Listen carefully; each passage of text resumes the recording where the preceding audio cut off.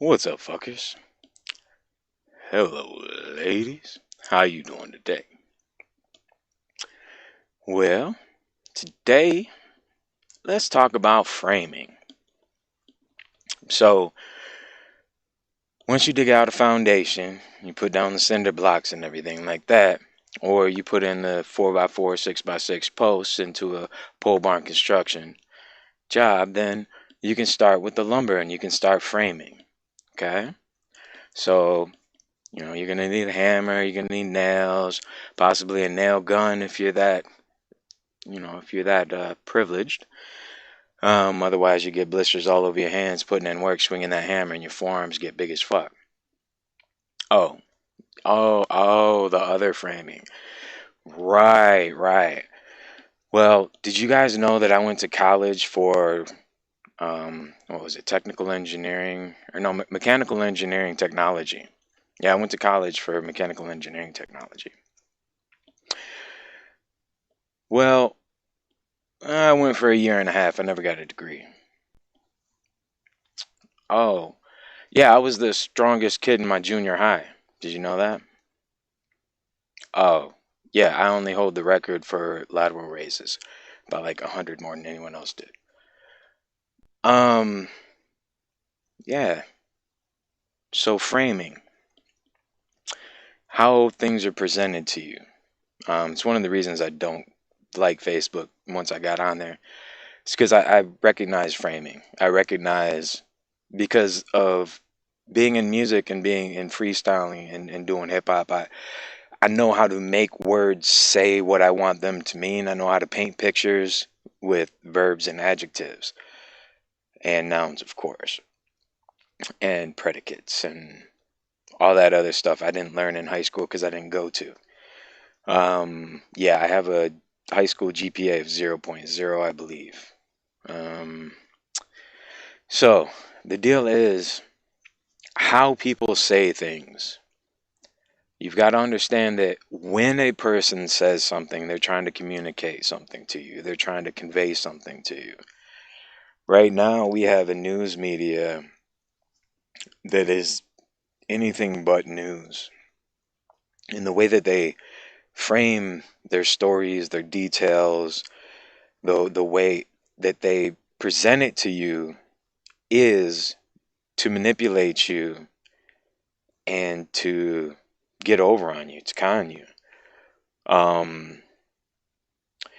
When somebody frames something a certain way, it makes you just believe and go. Like I said, I went to college for mechanical engineering technology.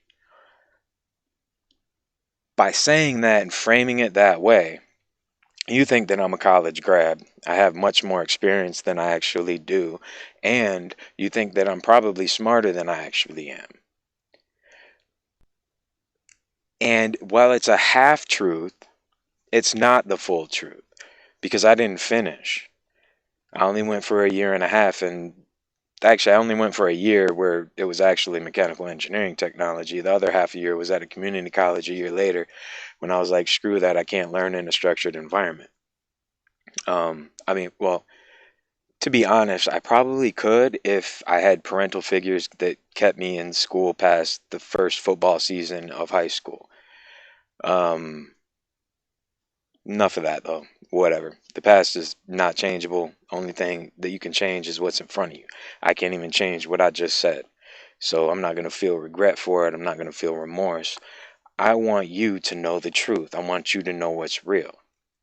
So that if you ever hear me say anything about certain situations, you'll know exactly that I'm just fucking around, I'm talking shit, and it's not necessarily the truth, because you'll understand and know exactly who I am. So when it comes down to it, you've got to watch how these stories, these articles, this gossip is presented to you. Because when something is presented to you, telling you how you should feel about it, I mean, you've got to understand, I wouldn't just come out and say, I went to college for mechanical engineering technology. Like, there would be a reason for that. Like, we're talking about experience, we're talking about our highest levels of education, we're bragging about how smart we are to each other in the conversation. There's a reason why I would say a statement like that, and there should be some context to it. But I just want to give you that statement just so you know, the simplest, shortest sentences can frame the narrative of a complete story. Because I could say that, and then I could go into some technical details about the structure of the mechanical machine that I'm actually getting parts for tomorrow, and how I'm more qualified to do what I'm doing, and you would trust me more. But it would be bullshit. I'm still smart enough to do the things that I'm getting materials for tomorrow, kind of. Um, I never learned trig and stuff like that. I kind of have a concept of it. I was in very advanced math when I was in high school math in sixth grade. So like I got an idea of it, but I never got into it. Um, thing is, when people frame things, they're trying to get over on you. And there's going to be context there. You're going to understand why they're saying it. The biggest way you can combat that is by asking questions. The problem with like news media and things like that is you never get a chance to ask questions. But that's what's a beautiful part of the internet right now. We've got people that can question, they can dig other places throughout the internet to find all this information that wasn't handy back in the past, to be able to dispute some of the stories that you're seeing on television and on social media and the internet at large. Seeing as now all of the media publications are moving onto online as a way, because through the like cable system, there's you literally using bandwidth to give you your cable. They've always been doing that. Um, it was different when it was analog, but they still had to watch how much bandwidth they used. But then when it turned into digital, they absolutely it turned into just straight up bandwidth for your cable. Um, so don't think that a cable company right now is any different than, say, Hulu or whatever the hell service, right? That's also, since we're here on this, let's talk about that. See, Comcast did pay for the copper line for this stuff to get to this house, right? Yeah, they're a shit company, but let me ask you a question. Do you know how much a mile of copper wire costs? And if you don't say shit about net neutrality, and don't bitch about people in the boondocks not having reliable internet service. Okay? I'm going to leave it as simple as that. If you don't know the cost of something, don't talk shit about it. All right? There's nothing in this world that's free. So when you go to stories that try to frame the net neutrality argument as being positive for consumers, let me explain. You pay tax on gasoline. Every gallon of gasoline that you buy, you pay tax. And that tax is to upkeep the roads that you're driving on. So while you think you're just buying gas, you're actually paying for the upkeep of the roads that you're driving that vehicle on. That's why there's a tax on your gas. It's not the only tax on your gas. Believe me, these lawmakers are absolutely ridiculous. Kind of like the cigarette thing, when cigarettes were like $2 and then they put $7 worth of taxes on top of it just because they think it's a bad thing. I mean, it is. Don't get me wrong, but it's not the government's decision to make. It's yours. You're an adult. Your children are your responsibility, not the government's responsibility. If your kids are smoking, it's your fault for not being a parent. You should be able to smell that. And if you're a smoker and you let them smoke, then it's your fault as a parent. Jeez. Government needs to back the hell up. All right. So when you get into these technical arguments about things like net neutrality and they frame it as you should be able to get what you want, what they're not talking about and they're not discussing is the fact that Netflix is using the same amount, if not more, especially when you get into the 4K streaming stuff, bandwidth, than Comcast uses on its own logistics and um, infrastructure that they have paid for to physically have down. And net neutrality was paid for basically by Netflix so that they don't have to make their own infrastructure and they don't have to pay other internet providers so that they can get their content to you. And they framed it by saying, well, you want to watch Netflix? You're paying for your internet, right? Why should you have to pay? Why should we have to pay for the bandwidth that you're already paying for?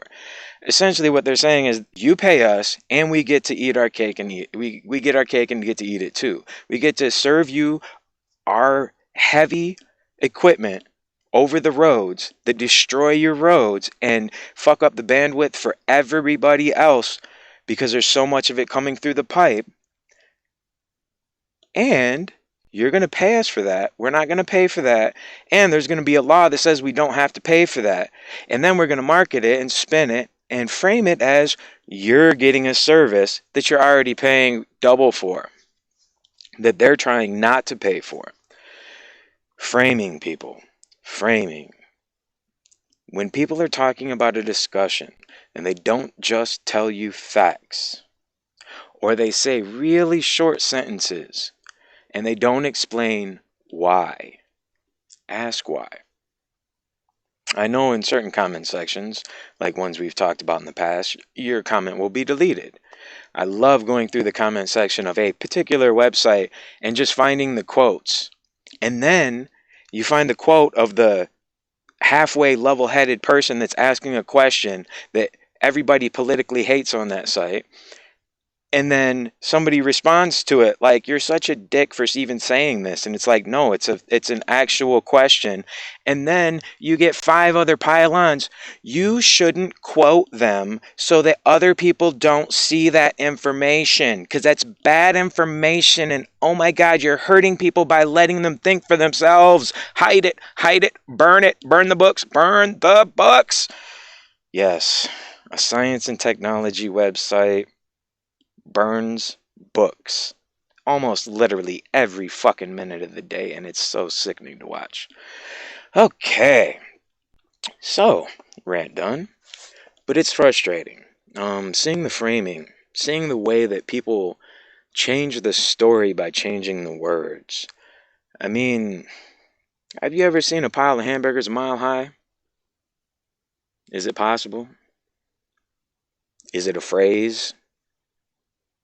Is it something said jokingly? Is it something that you would need to fact check to prove your point?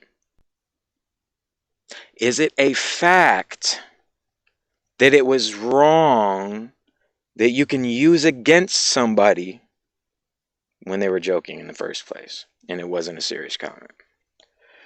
If you keep up on news, you'll know exactly what I'm talking about. I'm so tired of this. I'm so tired of the framing of the questions. You're a horrible bastard that kills children. What do you say to the people? I say you're a horrible person for asking a stupid fucking question. I'm sorry for cussing. I mean, look, guys, you're getting fed baby food. You need to start teething and tearing into some real meat. I gotta say, there's one side of the political spectrum that never grown up. And it's because they want to keep you ignorant. They want to keep you children like as long as possible. And it's seeped into our culture. It's gotten like the kids in college are still children. They're coddled. They get safe spaces. College is not supposed to be safe in any way, shape, or form. It's when it's your first step into the real world where you can get bitten by the dogs that run around this motherfucker. University is the first time most people ever leave their house. It's their first introduction outside of their local community to what's around them. And what they do is they get coddled and they get indoctrinated with specific political views that are just, they're horrible. And I see it in medical papers.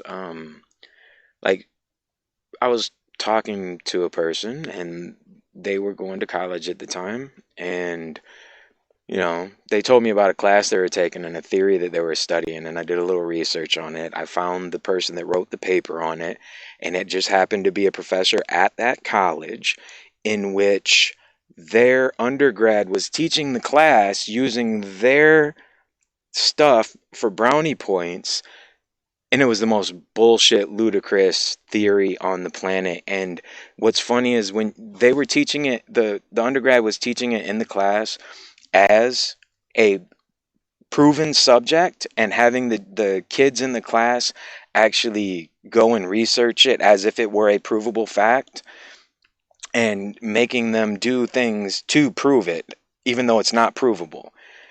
And it's absolutely hilarious because in his paper, which is what I found, and I had to ask, I was like, "So is this a professor? Is this your professor?" She was like, "No, this one." And they were the undergrad of that professor. And I'm, oh, okay. So I just want you to know that the paper that they're teaching you has 3 pages worth of review that all says that it's wrong and it can't be true from 10 different directions because it's so ludicrous and politically driven. I just want you to understand that. This is a medical paper talking about evolution and talking about why things are happening from a completely and utterly political point. They wanted to prove something. Um, we've got to be careful of the framing. We've got to be careful of the framing. Never, I hate being fully skeptical. Nowadays, you have to. The sensationalism, look, there's too much fighting for the soapbox. We've got all of these people trying to make the most ridiculous headline clickbait to get people's attention. It has traversed into, you know, all of our entertainment. I mean, you look at what our entertainment is, it is barbaric, evil, killing, sex. It's like all of the sins wrapped up into a thing, as far as what I know of the sins, wrapped up into a nice little episode of a show that gets people's attention because it shows all of the things that we're not supposed to do. But it's celebrated, and then people go out and do those things, and then it has an effect on the environment. But they're framed to be celebrated. Like, some of the worst things in humanity are framed to be celebrated. And then it's like we have these people that, the best show on television is this HBO show. Well, let me let you in on a fact. 90% of cable subscribers don't have HBO. It's only the elites that have the big, huge TV packages and that are in media that know about these things, that tout these HBO shows and these Netflix shows. Yeah, around the world, there's millions of people that have Netflix, but there's 300 million people in just this country, and probably 1% of them have Netflix. So when you go and you see this media and they're like, this awesome show that everybody's watching, no, only 20% of 1% of the population even knows it exists. They're framing it. And to be honest, most news is advertisement now. So when you go to certain websites, what you'll see is actually like product releases, like not reviews, not, no, it's a statement from the company as a news article, and it does not state anywhere whatsoever illegally that it's a paid promotion. But it's so obvious because of the wording. A writer wouldn't say things in that context and boast about the qualities of the product the way that a press release would. And it's easy to see. And especially when they don't, when they give you the press release And then at the bottom, there's no price. But there's an affiliate link to Amazon for you to buy that expensive piece of shit. Look, press releases don't include prices. News articles do. Think about that for a second. News articles also don't have affiliate links to a store that will give them a monetary kickback because they're news. We've got to watch out for the way that people are trying to spin subjects, the way that people are trying to manipulate us. The one thing I've noticed as I've grown older and in the last 20 to 30 years, with all of the avenues to you and all of your information being just sucked up and hoovered everywhere possible, there's a million times more manipulation in the world than there was before because there's a million times more opportunity for it. I mean, you look at one person can send out literally a trillion scam emails just by typing in an @com at google.com, and it'll just make up words and send it out to a trillion different email addresses if they even exist, and just return errors if that email address doesn't exist. I mean, it's that simple.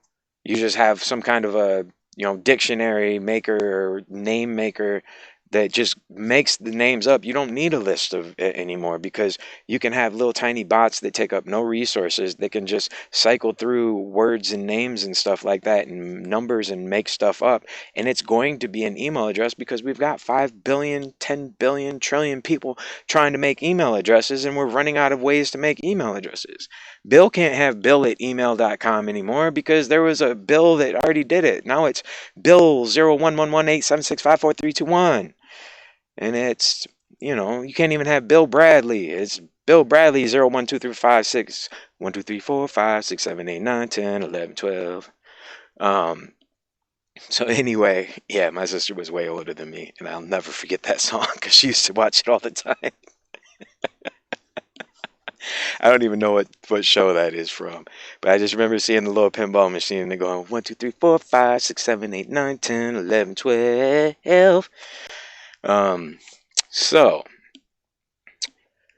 I'm getting off the subject. I actually am not gonna have a lot of time tomorrow. I'm getting, well, that's it. I haven't got mail. Mail comes here once a week now, even though I'm in a major city. Mail comes like once a week. It's gotten really bad. But I'm supposed to be getting some shipments of some parts tomorrow, and I need to spend a couple of days plus Easter um, in CAD, working on some designs and getting some things that I can print off on the 3D printer. It takes days to print stuff on 3D printer. I was not prepared for that. The more complex and the bigger the item, the longer it takes. But I do love it because I have been able to make some stupid shit, like the power button on my phone came out, and I just designed a little power button real quick, popped it in there, and now I got a power button again, and I'm so happy that I don't have to slap my phone and try to get it to come on anymore, or find something to poke inside to hit the actual power button. So, don't let people frame you in. Don't let people build an empty shell around you. What you think is made of strong structural material, and it's just made of paper. It's a wet paper bag. I'm sure you're strong enough to fight your way out. Don't let them fools tell you any different. I love you. I wish you well. I was trying to think of something that I could frame, but I'm too tired. You guys have a beautiful day. Make it that way. And I want to end with this before I say goodbye. Yesterday when I said I'm trying to make it a good day, I was beat to shit. My feet hurt, my shoulders hurt. I woke up with a ton of energy, and it was a beautiful day. I made it that way. I ain't bitch about my blisters. I didn't bitch about my shoulders hurting. It was a beautiful day. I didn't focus on my shoulders and my feet. I said something in the upload, but I did not focus on them in any way, shape, or form. All right. And yes, the blisters are still there. I can feel them right now. And I'm not bitching about it. I'm just acknowledging that they're there and making today a beautiful day. Damn it. Holla at you.